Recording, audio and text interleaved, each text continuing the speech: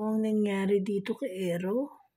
So, hindi natin po malaman kung anong pwesto po ang nangyari sa kanya. Tingnan nyo naman, no, nandun sa ilalim ng gilid ng kama namin.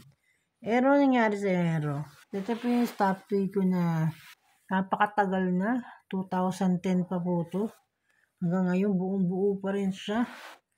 Yan, so napakalaki po ng mata niya. Kaya lahat po kitang-kita sa inyo. Kaya walang maitatago po sa mata niya, sa mga mata niya ni Ero. So, ayan na po siya ngayon. Gising na gising pa po hanggang ngayon si Ero, guys. Ayaw pong pumikit Sabog niyan. yata. Ayaw pumikit ni Ero. Kahit Sabog ba anong yan? papikit namin, ayaw niya talagang ipikit ang kanyang mga mata, guys. Kita niyo naman sa laki ng mata niya, no?